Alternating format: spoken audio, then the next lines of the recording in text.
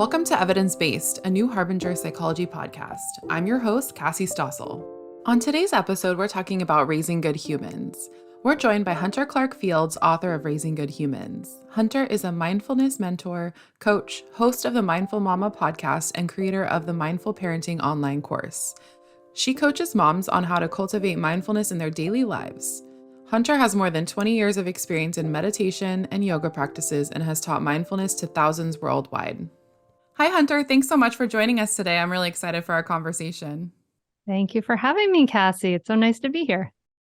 So let's start off with, what is reactive parenting? It's kind of the whole basis of raising good humans. So can you define that for us?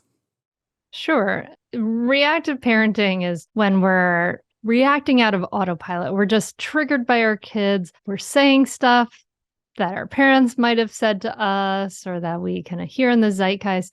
We're not really thinking. We're not responding, right? We want to be responding rather than reacting, but reacting is basically being reactive is just your child has a behavior. It triggers something in you. Generally, it triggers some stress. We're all great when things are going well. We're great parents. We're not, when we're happy and relaxed and playful, we can be amazing parents. It's like when things are difficult, then that's when we get reactive. And that's when we have unskillful old habits kind of coming out of our mouth. So what's going on in our brains when we're in this reactive state? I think that's the most interesting part. I discovered this because I was very reactive. I was struggling and my temper arose and I was yelling at my little toddler. She was so cute and it was just like the worst. This is not what I wanted to be. And I had to kind of start to understand it because we tend to really blame ourselves. We tend to be really hard on ourselves. And I was, like a pitiful puddle of tears, and that was not helpful. So I had to understand it. Like, what can I learn from this situation? How can I can make this challenge my teacher? And I really started to learn about the brain and what's happening with the stress response. And really, we're all just wired for this. It's the stress response is making it so that we react as quickly as possible to survive some threat. Like, we know this, right? It's like the proverbial saber-toothed tiger. You don't want to have to like stop and think about it. Like, you just want to fight, flight, or freeze, right? That's that stress response. But basically what's happening is your muscles are tightening, your heart rate is racing. And in the brain, it's the amygdala, which is there are these two little almond-shaped clusters kind of in our brainstem. They're like basically the oh crap areas of the brain, and they trigger this stress response throughout the body, and they make it so that we bypass the slower parts of the brain so that we can react quickly and survive whatever threat is happening. And so unfortunately, the slower parts of the brain are like the prefrontal cortex behind our forehead, which is, some people believe it sort of evolved later. It's that rational thinking part of the brain. It's our impulse control. It's the last part of the brain to fully develop in children. It finally develops in our early 20s. It's in charge of verbal ability, logic, problem solving, impulse control, creativity. These are all the things that we want to be able to have access to parent well. But when we're in this reactive state, we just literally just don't have any access to it. So I found that incredibly frustrating because I was getting stressed out by my kid, and I would learn from like great, really good parenting coaches about how to respond and what to say and how to, say this instead of that. And I would remember nothing when I was in this reactive state. It was so frustrating. So it became obvious to me that I had been studying mindfulness for a long time, but the tools to calm that reactivity had to be like the foundation of any kind of parenting response that was happening at all. Why is it important for a parent who's in this reactive state, their parenting stress response is activated, to take a step back and actually understand why they're reacting that way? And following that, how do they start to take steps to quiet it when they're communicating with their children? Well, I think it's super important to just understand the biology of our reactivity, first of all, so that we stop blaming ourselves. because it's not like anyone woke up in the morning and said, I think I'm going to like freak out and scream at my kid at 2 o'clock. No, we don't do that. No one does that. Right. So when we stop blaming ourselves, and shaming ourselves, then we can just, we're able to, it's very practical to not blame ourselves so much, because then we're able to kind of pick ourselves up and learn and try again. But also understanding that stress response, there's kind of two things that can really trigger it, right? And one is, we can be triggered by stress, but also we might, something our child might have done may cause an outsized reactive state in us because of our own upbringing, right? It might actually not be just like, I'm hungry, I'm tired, I'm exhausted. It might be, oh my God, when my child doesn't listen to me, suddenly I feel like I'm 7 and nobody's listening. You know what I mean? When we start to understand these things, we can then say like, then we have a chance of kind of doing anything about it, right? It's not until we really understand what's happening that we have any kind of chance to do anything about it. And we also tend to blame ourselves, we blame our kids when we don't understand these things, and that's not fruitful, just not helpful. So let's be kinder to ourselves and use some practical logic as well. And you mentioned mindfulness in your journey. Can you talk about that and how it can help stressed out parents? Sure. I knew it from my own experience. So I was, I'm a highly sensitive person, and I was a highly sensitive kid, and I was like on a roller coaster of emotions when I was a kid. And when I was up, I was like enthusiastic and life was amazing. And then I would like kind of fall into these pits.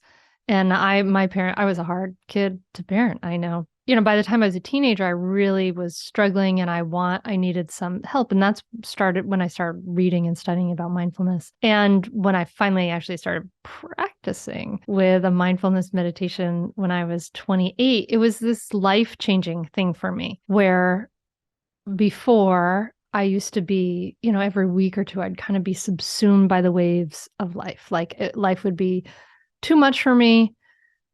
I'd be overwhelmed, and I would kind of drown in my feelings. And after a mindfulness practice, I was able to kind of ride those waves. I never kind of fell into these pits. I just stopped falling into these pits because I was able to surf these waves. So it was this huge game changer for me as far as me being able to have that space between stimulus and response and have more equanimity and things like that. And so for parents, it does all those things. And we also now know from the research that it really, really works. There's like this overwhelming mountain of research. Like I think I mentioned in Raising Good Humans that Johns Hopkins at one point did a meta study of studies with like 47 different studies or something that show that mindfulness practices reduce depression, reduce anxiety, increase feelings of well-being, and all of those things. And it helps us with our impulse control, right? And so these are all these things that we need to parent effectively, right? We want to be able to use our whole brain. We want to be able to be that calm, grounding person, because so much of parenting is modeling, right? Like our kids aren't going to be able to know how to do any of these things except by watching us. So as a mindfulness practice can kind of builds that non-reactive muscle in us. And it's funny because it can kind of feel like you're anything at all. It can feel like I remember like 2 or 3 months into my own mindfulness practice, I remember thinking, gosh, I just sit here thinking for 10 minutes like this is BS. I'm not doing anything. All I do is just sit here for thinking for 10 minutes like this isn't working. But then I realized like, oh, I hadn't fallen into these pits. I think of it as this like brain hack where like the members in mindful parenting, they notice when they aren't doing it. They're like, oh, now I see the effects when they fall off the wagon for a week or two. They're like, oh, now I understand that it has really it gives us this grounding to be able to be that solid mountain in the chaos of kids. It sounds like it's almost an absence of those waves versus an actual state of mind when you're in it. Like it sounds like if you just keep doing it, you may not notice it right away, but it ultimately makes a difference. And I think that's a good promise too, because mindfulness can seem like this very large thing. It can seem really daunting, really hard to begin. And I like that what you said because it feels like maybe that's a better entry point for some parents who don't know where to start. It's very practical. It's just like, I think at some point, at some point in like the early 20th century, people thought it was weird to go and exercise. They thought of like men in like unitards with leopard print, like doing fitness, like, and it was this weird thing and now we all know that it's really good to take care of our bodies and exercise. And I think that ultimately it'll be the same way with mindfulness, whereas right now it's not totally, the norm that everybody Hmm. does it. But I think it's going to be accepted that to be, the untrained mind is like kind of like a crazy wild puppy dog, and that to go through life a little more clearly and a little more calmly, we need to train the mind a bit. Absolutely. In your book, you write about moving from autopilot to being present. Can you talk about more about this and what that might look like? Sure. I mean, autopilot is kind of how we're going through most of our days. And it's not like when we talk about going from autopilot to present, it's not like we're saying, Cassie, you need to be 100% present all the time. You're going to turn into the Dalai Lama, like you're not. This is not what it's about. It's just about kind of shifting the ratio a little bit. Like, but autopilot is, when we're just automatically we're checking off the to-do list, we're doing this, we're doing that, and our brains tend to kind of jump to what's the next thing to do, what's the next. We're not appreciating the moment. We don't tend to slow down. And that's normal, right? That's just normal human behavior. It's like adaptive to, it wasn't very adaptive to pause and appreciate the beautiful tree or flower in front of you. But when we can move from autopilot to present, is an incredible gift. And especially as parents, it's an incredible gift because that's the only place we can be present with each other is in when our mind and body are together. That's the only time we ever feel as humans really heard or ever really seen, right? Is when somebody is really connected, in that way. For me, there's a quote by Thich Nhat Hanh who that's really a driving kind of motivator for me in that way. And he said, when you love someone, the best thing you can offer is your presence. How can you love if you are not there? And to me, that just says it all, right? Like we just want to be able to, we're not gonna always be there, it's okay, but we wanna be able to be there when we choose to. That's such a powerful quote. Thank you for sharing that. Mhm. You mentioned a little bit earlier about the stress response, and you briefly mentioned a trigger that might bring a parent back to their 7-year-old self. Can you talk a little bit more about how parents can understand their own triggers, especially that parenting might bring up for them? This is a challenging thing, and it's in raising good humans because it's so, so important, and it's something that, and a lot of things in raising good humans can be a whole book can be written about them. But I think that it's so important to understand in a kind of more general parenting book because it's a huge piece of how we're reacting to our kids, right? We all have baggage from when we're little, from our culture. We now know from books like The Body Keeps the Score and the research that, that a lot of that even generational things are even ingrained in our DNA. When we start to unpack what was our childhood like? What were our parents like? How did I feel when my parents set a limit? What kind of limits did they set? What was discipline like? All of the when we start to unpack some of these things, we can start to examine our assumptions about how kids should be and how parents should be and things like that so that we can be conscious of the choices about our values that we're making, right? If we don't do some uncovering with that, these unconscious things can really drive us and they can lead to outsized reactions to little things. Like there was a mindful parenting member, she just would like freak out when her toddler spilled juice. And like toddlers spill stuff all the time. Like that is very normal developmental behavior, but it caused this feeling inside her that like this is unacceptable, right? And that feeling was triggered from when she was little and her own upbringing. And, she got this message of that appearance was so important and perfection and then even as an adult like that her home, the appearance of her home, this is important for her worth and her value. And so, if she hadn't taken some time to kind of unpack that and like look at, oh, I'm freaking out in this situation, what's going on here, why do I feel so bad about it, then when she wouldn't have known. And when she knows, like, it's like, it takes the power out of it, right? Like, once you're aware of it, it's like, oh, that's that thing again from my childhood. It just kind of deflates once we're aware of those things. And, yeah, and parents can understand their own triggers. We have some questions in Raising Good Humans, and I think it's something that parents can unpack on their own. They can unpack with a therapist, with a friend, journaling about it, and it's just helpful to do. Then we can pass at least give our kids some lighter baggage than we were given. It sounds like self-awareness and a curiosity to where your reaction is coming from is just so important in general in parenting. Yeah. Yes, definitely. In your book, you talk about how yelling is a solution that is actually a problem. What are some things parents can do to yell less? I know yelling is a big thing.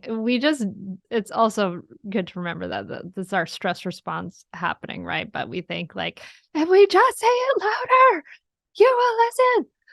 But the problem is it triggers, we're larger than kids. And then when we yell, it's scary and it triggers kids' fight, flight, or freeze stress response. And then, we know that it cuts off access to the logical, thoughtful parts of their brain, right? So they're not going to learn anything that you're teaching. If you're teaching when you're yelling, it's not coming in, and it's actually creating disconnection. It's actually making your kids ultimately less likely to want to cooperate with you because they don't feel so connected, right? So since that connection is the glue, we really want to yell less. And I'm glad that you said yell less because we're human beings. You are going to yell sometimes, and that's okay. Like, you have permission to be human. You're going to yell sometimes and your child will survive. That's okay. We just want to yell less. Yelling less, it comes down to sort of two things. And one is kind of in the long term, we want to build that non-reactivity muscle and lower our stress, right? So we want to, get regular sleep, get regular exercise, have time with supportive family and friends to lower our overall stress, right? Because if you have high stress in general, you tip yourself. It's easy to tip that stress response over, right? And then be yelling. Likewise, it helps to slow down and have less things on your schedule so you're not rushing, right? Those all add to the stress. So in with that goes your mindfulness practice. Like the mindfulness practice really builds that non-reactivity muscle in the long term. So those are big asks. I know those are huge asks, but this is what it takes, right? Is like, and ultimately they're the most important things because, we get all caught up. We think, oh, I should bring my child to Disney World, or I should make sure they have these 6 different classes and blah, blah, blah. And really, no, like you should make having time with supportive family and friends, getting enough sleep, and creating the conditions so that you can be grounded is actually the very best thing you can give to your child. Way, way better than Disney World and 6 different classes. So build that non-reactivity muscle in the long term. And then in the short term, we can yell less by starting to recognize our feelings, recognize them out loud, like name it to tame it was coined by Dr. Dan Siegel. And it just means that as soon as we recognize our feelings, like I'm starting to feel frustrated right now, it's like, right? Like that pressure valve is releasing. We're slowing it down. We're actually modeling healthy emotional intelligence there. And then we want to do all the things to calm that stress response that we can. As soon as we recognize that we're getting triggered, then we want to say, oh, okay, maybe we need to remove ourselves. If our child is safe, we can do that. But we have to just generally lower that stress response. So you can do it through, the breath is cliche because it works so well. We can use mantras like, this is not an emergency. I'm helping my child. We can actually like shake it out like the zebras do after a lion chases them. They like shake their whole bodies. Like we can shake the stress out. There's tools, right? So we want to learn those tools to just reduce our stress response and make reducing our own stress response a priority. And that is how we yell less. I think that's important too to talk about the importance of the parent caring for themselves. And earlier you mentioned, getting rid of some of that self blame. I want to ask about the perfection paradigm when it comes to parenting and why it's really important for parents to break that. Oh god, it's so frustrating because we want it comes from us wanting to do our best, but it's a big thing especially for women, the idea of perfection that we have to do everything perfectly or else we're not worthy. And of course we want to do everything perfectly for our kids, but it's really fruitless because we are human beings that make mistakes. We are all human beings that make mistakes, and that's unavoidable. It's not like we can perfect ourselves out of having difficult feelings, out of having chaotic, messy moments as a parent. Like, that's just not going to happen. Like, parenting is chaotic and messy a fair amount of the time. And I think perfection really, when we're aiming for that, we really end up with nothing's good enough. Like, nothing is good enough. And so we can start to, when we read about it, when we hear about it, maybe in a podcast, we can start to recognize, oh, yeah, I got a little bit of that. And we want to really aim to for a mindset of good enough parenting, because ultimately good enough is like the very best you can do. And actually, it would be bad for your kid if you were perfect, because if you met every one of their needs all the time ever, they would be an insufferable human being, first of all. Like, who wants to be with that person? I don't know. You like failing them in manageable ways, right? We're not talking about major traumatic ways, but like the manageable ways we fail our kids all the time, like by giving them food that they may not like and not necessarily having the attention to attend to them every second and whatever it is, right? Like just being human. Like that shows them, yeah, the world doesn't revolve around them. They can be upset, things cannot go their way, and they will survive. And that's a good thing to learn, right? Like that they will still survive and be loved, and life goes on, right? So perfection wouldn't be desirable for kids even if it were possible, but it isn't even possible. So so so let's cut ourselves some slack, people. Yeah, move from perfectionism to good enough.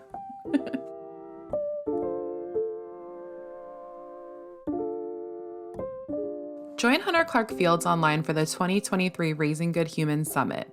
From July 11th to the 14th, 16 leading experts will provide lively discussion and practical guidance to help you cultivate greater self-compassion in the face of everyday challenges, transform generational patterns of reactivity, and discover your own pathway to mindful, conscious parenting. Sign up today at www.newharbinger.com.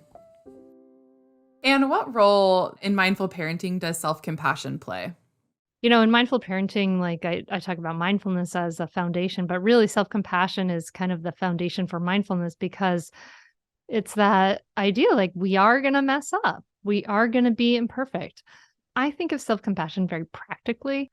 Like when we blame ourselves and we tell ourselves, oh, I'm a terrible parent. What's wrong with me? And things like that. Like it's leaves us like feeling unable to get up from the floor. We're not good parents in that state. We can't function very well. It all, in some ways, like our pity party can be kind of selfish, right? Because we're not able to show up for the people in our lives because we can't recover from our mess ups. On the other hand, if we can practice self compassion, we can say, oh, that sucked.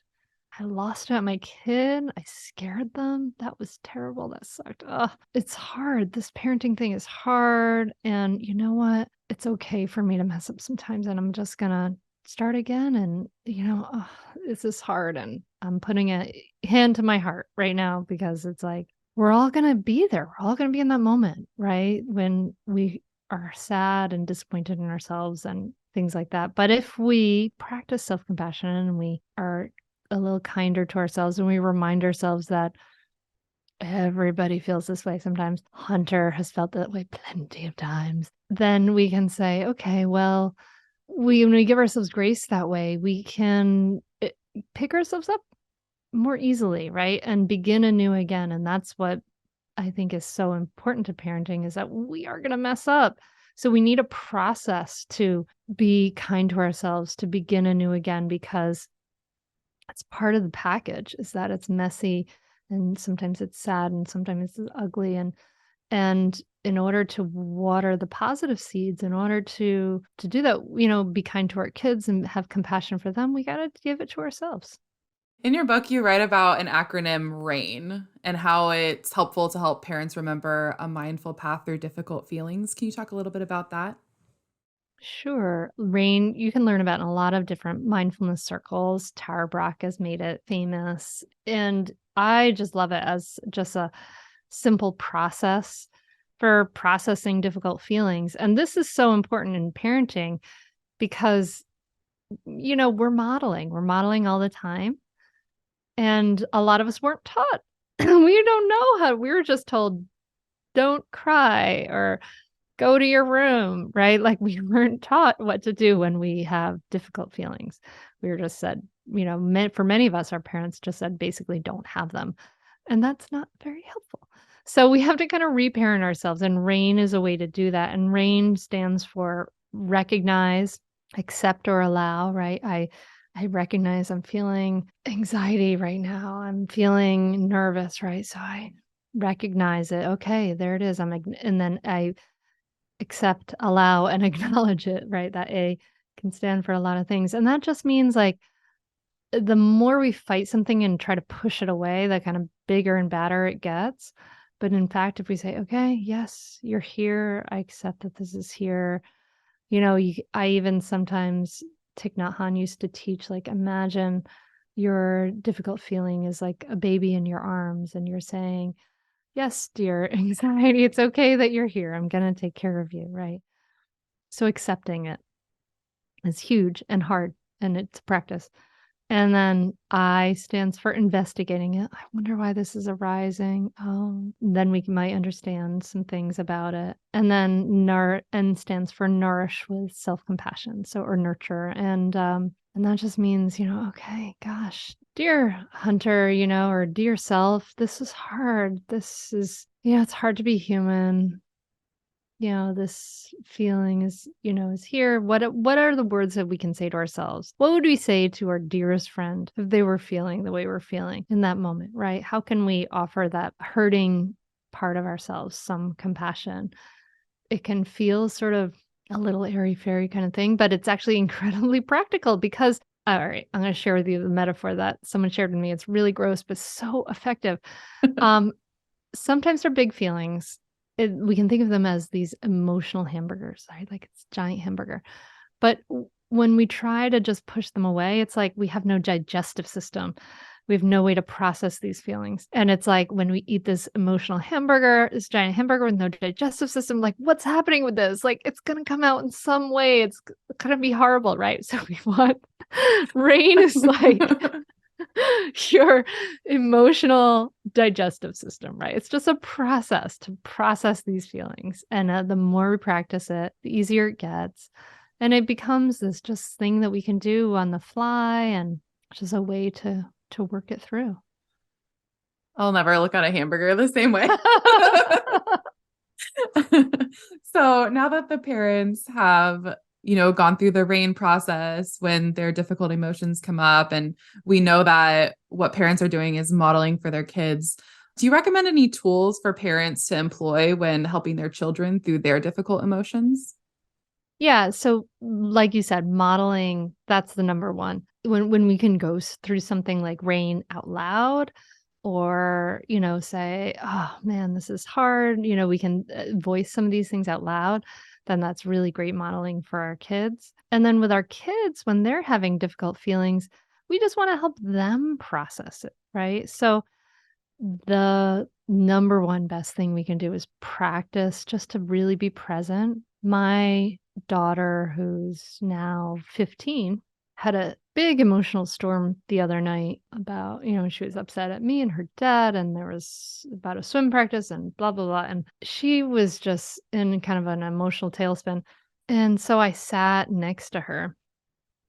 I went to put an arm around her and she didn't want that. So I just sat right next to her and I just breathed deep into my belly, long, slow exhales. I didn't say anything. I just was there, right? Like that, being there and listening is really like 95% of the things that we need to do to be able to help our kids process their difficult feelings.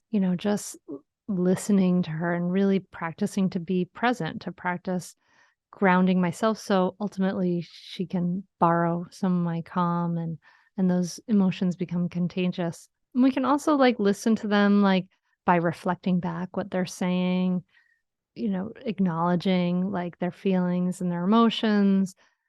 Our verbal brain can help kind of process our emotional brain, and we can do that for our kids through some storytelling, especially when they're little.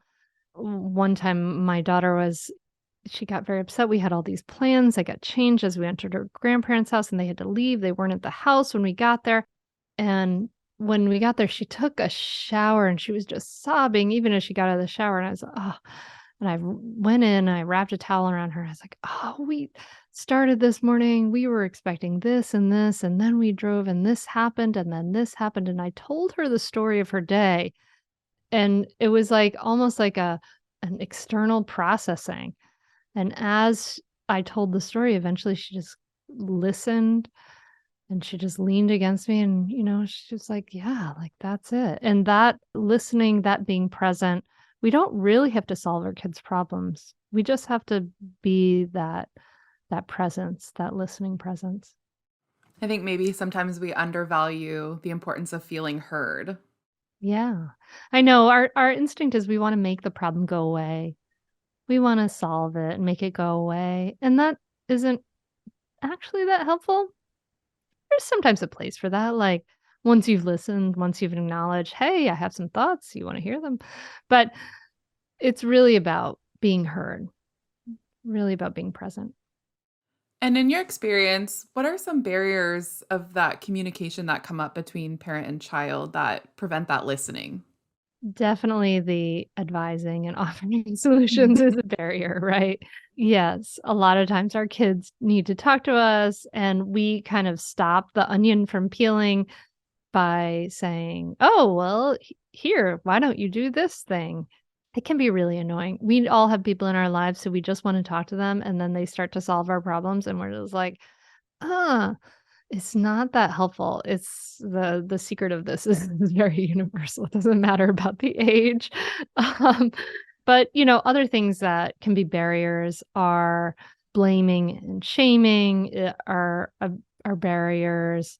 "Why didn't you do this?" That kind of thing, those are also barriers. Advising, offering solutions, all these can be barriers. It's really about getting out of our head and out of our judgment and getting into a mindset of curiosity and receptive listening. And I think most of us have heard of the I statement communication tactic. Can you talk about how a parent might use this when communicating with their child? Yeah, I statements have been around for a long time, but they're so helpful with communicating with kids because it's hard to argue with an I statement unless you're kind of doing is possible to do them incorrectly. But if I say to my kid, for instance, my recent memory, I can remember when my one daughter was going into adolescence and was starting some of the adolescent attitude and things like that. And when I said to her, honey, when you talk to me like that, I feel really sad. I just can't. It makes it hard to talk to you. And she would just go, hmm. and walk away. But then she wouldn't, it would kind of like slow it down. The thing is, there's not a lot to argue with. I'm being honest. I'm being very open and vulnerable, telling her how her behavior makes me feel. And there's nothing to argue with there. What's she going to say? No, it doesn't make you feel sad.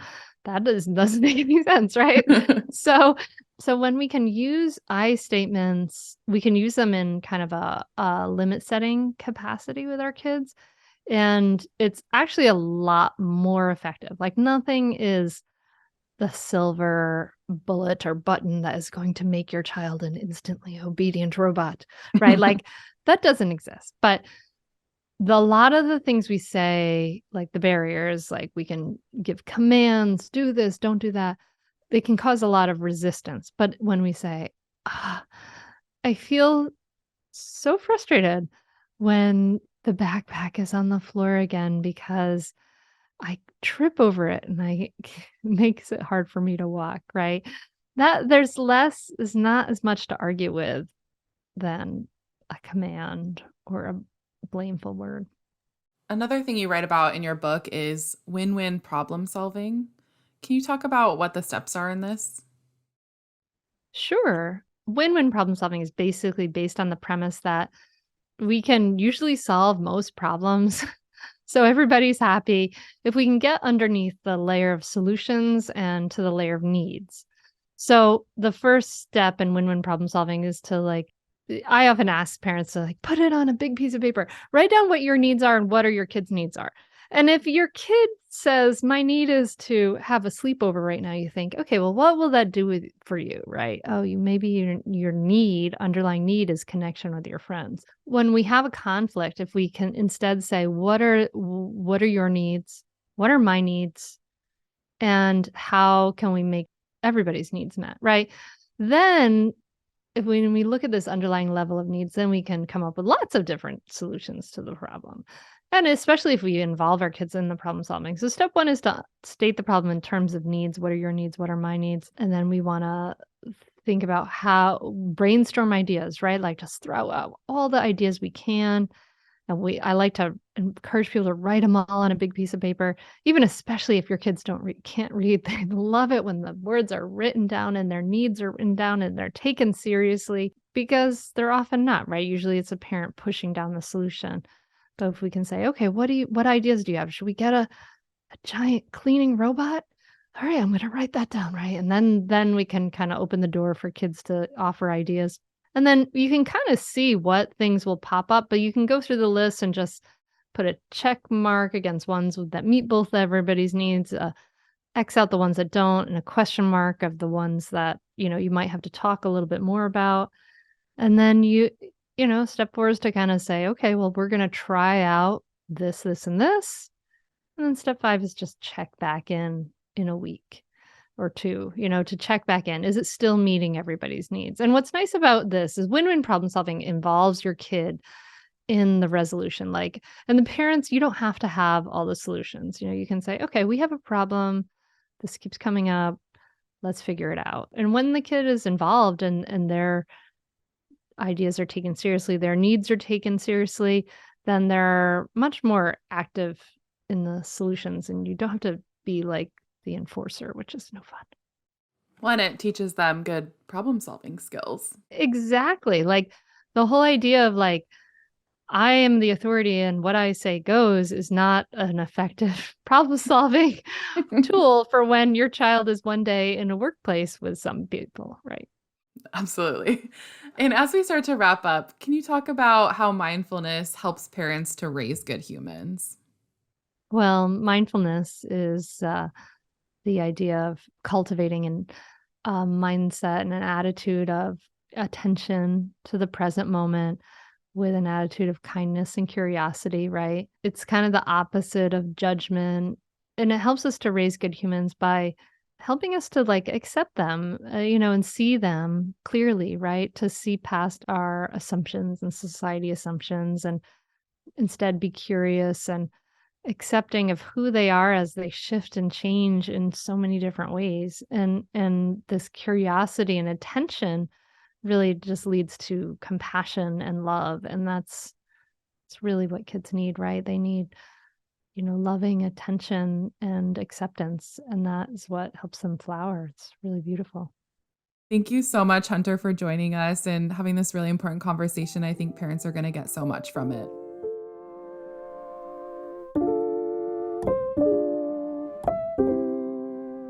A kinder, more compassionate world starts with kind and compassionate kids.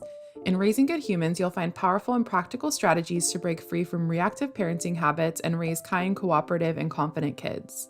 With this book, you'll find powerful mindfulness skills for calming your own stress response when difficult emotions arise. You'll also discover strategies for cultivating respectful communication, effective conflict resolution, and reflective listening. In the process, you'll learn to examine your own unhelpful patterns and ingrained reactions that reflect the generational habits shaped by your parents, so you can break the cycle and respond to your children in more skillful ways. When children experience a parent reacting with kindness and patience, they learn to act with kindness as well, thereby altering generational patterns for a kinder, more compassionate future. With this essential guide, you'll see how changing your own autopilot reactions can create a lasting positive impact not just for your kids, but for generations to come. An essential must-read for all parents now more than ever. Visit our website at www.newharbinger.com and use coupon code podcast25 to receive 25% off your entire order. New Harbinger Publications is an independent, employee-owned publisher of books on psychology, health, spirituality, and personal growth. For 50 years, our evidence-based self-help books and pioneering workbooks have helped readers make positive changes to improve mental health and well-being. Founded by psychologists Matthew McKay and Patrick Fanning, New Harbinger is proud to be an employee-owned company. Our books reflect our core values of integrity, sustainability, compassion, and trust. Written by leaders in the field and recommended by therapists worldwide, New Harbinger books are practical, accessible, and provide real tools for real change. Help your clients achieve lasting emotional balance with the DBT Skills Mega Bundle from New Harbinger Publications.